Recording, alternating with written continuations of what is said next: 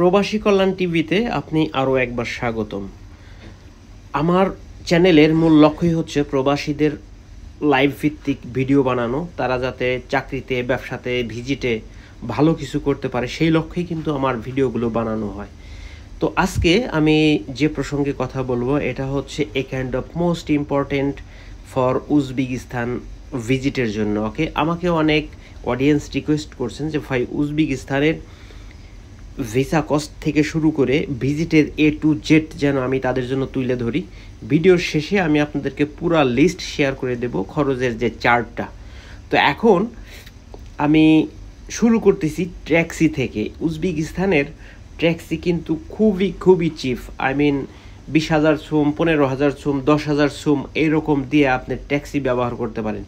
তো বাংলা টাকার 150, 200, 300 এইরকম, অলমোস্ট সিটিতে এত চিপ, মানে সে ভাষায় আপনি বুঝাইতে পারবো না, যদি আপনি ভিজিট করেন তো বুঝতে পারবেন। তো যা হোক, এখন আমি মূল প্রসঙ্গে আসি। প্রথমে আমি উইচ এয়ারলাইন্সের যে টিকিটটা কাটছিলাম এটা হচ্ছে আবুধাবি থেকে। আবুধাবি থেকে এই ফ্লাইটটা পরিচালনা হয়, আপনারা সবাই জানেন। তো এর টিকিট ছিল 450 দিরহাম। এরপরে শারজা থেকে আবুধাবি, আবুধাবি থেকে শারজা আসা, আই মিন সব আপ ডাউন, দুইবার, একবার গেছি একবার আসছি, এই খরচ ছিল 100 দিরহাম। এরপরে যেটা আসতেছে সেটা হচ্ছে এয়ারপোর্টে যাওয়ার পর অন অ্যারাইভেল ভিসা নেওয়া হয়েছিল। এর ভিসা কস্ট ছিল $48, দ্যাট মিনস 170 থেকে 172 দিরহাম। তো তারপরে এয়ারপোর্ট থেকে হোটেল পর্যন্ত ট্যাক্সি নিয়ে আসছিলাম, সেখানে ছিল $5, দ্যাট মিনস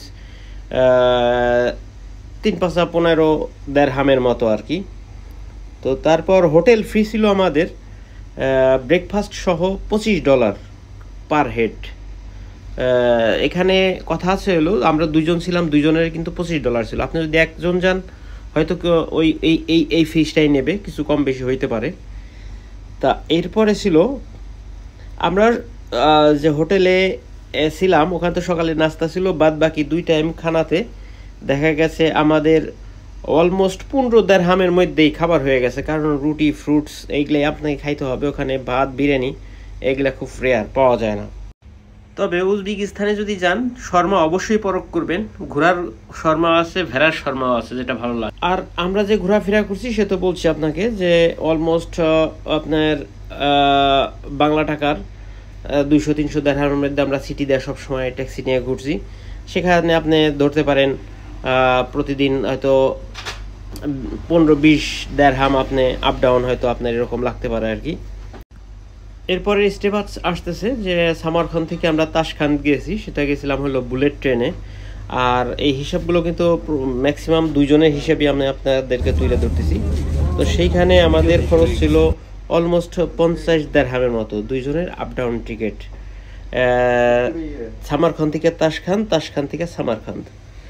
এরপরে তাশখান্দ আমরা যে হোটেলে ছিলাম দুইজনের অলমোস্ট 60 দিরহামের মতো 2 দিনের জন্য। 60 দিরহাম দুইজনের 2 দিনের খরচটা ছিল আর কি। আর খাবার দাবার অলমোস্ট ওই একই রকম। আপনার মনে করেন আমরা সকালবেলা কফির সাথে লোকাল ব্রেড খাইছি, আর তারপরে হয়তো বিকেলবেলা শর্মা খাইছি, স্যুপ খাইছি, এই অলমোস্ট আপনি মনে করেন পার হেড আপনার 15 থেকে 20 দিরহাম হইলে হাউসফুল আপনি 3 টাইম খাবার হয়ে যাইতেছে। তো দ্যাট মিনস আপনি এখানে আরও ধরতে পারেন হয়তো দুইজনের 20-40 দিরহাম আপনি ধরতে পারেন পার ডে। এই ছিল মোটামুটি আমি আপনাদেরকে যে উজবেকিস্তানের আমাদের 5 দিন ট্যুর দুইজনের যে হিসাব ছিল ওই হিসাবটা তুলে ধরার জন্য চেষ্টা করলাম। তো এর মধ্যে আপনি হয়তো আপনার জন্য কিছু কম কিছু বেশি হইতে পারে, কারণ সবাই খরচ এক ধরনের খরচ করে না। আমরা যতটুকু প্রয়োজন ছিল ততটুকুই করছি, কমও করিনি বেশি করিনি। ঘোরার জন্য যথেষ্ট ঘুরছি, খাবার যথেষ্ট, যেটা ভালো লাগছে খাইছি। তো অ্যারাউন্ড আমাদের মনে করেন আপনার 850 দিরহামের মতো পার হেড খরচ, উইথ টিকেট, আপনার ভিসা কস্ট, হোটেল, ট্যাক্সি খরচ, খাবার খরচ, সব মিলিয়ে। ওকে, তো আপনি যদি 1000 দিরহাম বাজেট করেন সেক্ষেত্রে আপনি একবার অনায়াসে আপনি ঘুরে আসতে পারেন, অল ইন অল। সো আপনি যদি সাহস করেন তাহলে নিজেই ভিসা করে নিজেই আপনি আমাদের মতো করতে পারেন। আর সবচেয়ে বড় ফ্যাসিলিটি হচ্ছে আপনি জানেন আমিরাতের যদি আপনার আইডি থাকে, সেক্ষেত্রে আপনার কোনো হ্যাসেল নাই, ভিসা নিতে হবে না। আপনি সোজা ডাইরেক্ট এয়ারপোর্টে চলে যাবেন, ওখান থেকে আপনার জাস্ট এমিরেটস আইডিটা চেক করব, আপনি ভিসা ফি পে করবেন, আপনাকে একটা স্ট্যাম্প মাইরা বলবো ওয়েলকাম উজবেকিস্তান। তো আমি আপনাদেরকে এই যে চার্টটা দেখতে পাচ্ছেন, এটাই ছিল মূলত আমার খরচের হিসাবটা মিলিয়ে নিন।